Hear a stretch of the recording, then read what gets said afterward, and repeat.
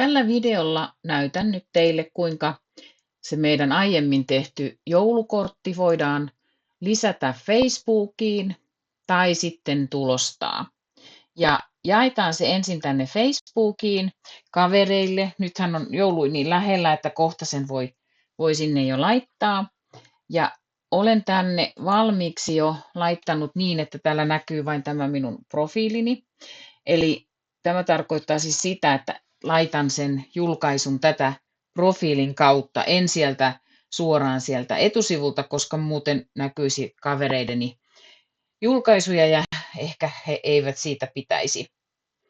Ja nyt aloitan sen kuvan tuomisen tänne täältä kuva tai video. Tänne profiiliin pääsin siis täältä tilipainikkeen kautta ja sieltä oma nimi. Kuva tai video, niin lähdetään hakemaan se kortti. Ja minullahan se löytyy täältä ladatut tiedostot kansiosta. Valitaan täältä kortti ja sitten painetaan avaa. Ja odotellaan hiukan, että kuva ilmestyy. Näin. Nyt siinä olisi se hyvän joulun toivotus. Ja sitten kirjoitetaan jokin kiva viesti.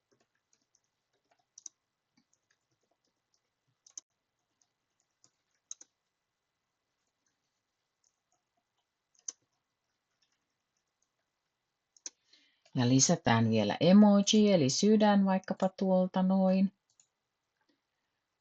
Ja sitten määritellään, kenelle se julkaisu tehdään. Laitetaanko se Facebook-kavereille, laitetaanko kenties julkinen julkaisu. Ja siellä on paljon muitakin vaihtoehtoja, joista voi valita. Mutta yleensähän käytetään tätä kaverit yleisöä. Ja periaatteessa tämä olisi tässä.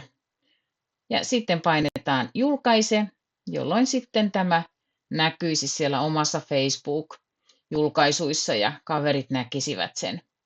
Nyt minä en tätä vielä julkaise, koska joulu on vielä sen verran, laitan sitten vasta myöhemmin. Ja näin sitten kun on laitettu julkaise, niin sitten se näkyisi siellä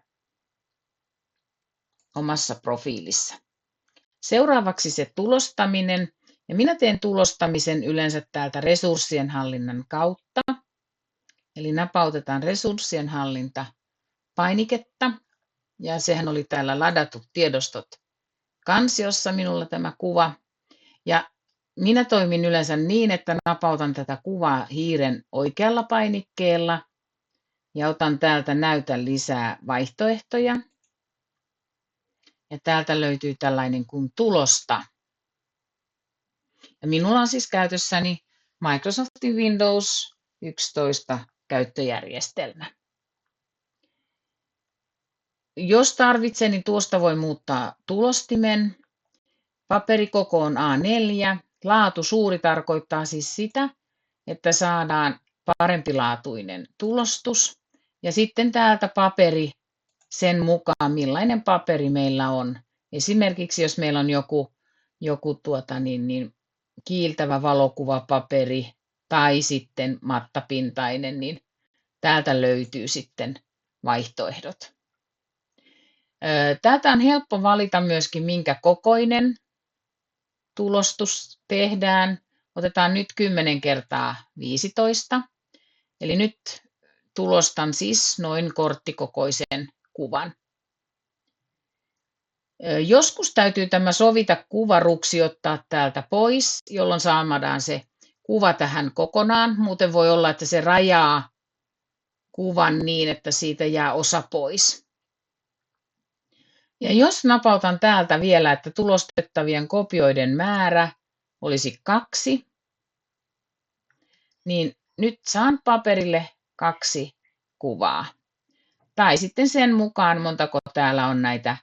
Tuossa esimerkiksi 9x13 voisin laittaa määräksi 4, jolloin saan siis 4 tulostusta, eli 4 korttia. Ja sitten voi tietysti ottaa useampia sivuja, jos haluaa useampia kortteja tulostaa. Nyt valinnat olisi tehty. Sitten napautetaan täältä tulosta jolloin sitten kuva tulostuu paperille ja sen voi sitten lähettää tai antaa kaverille.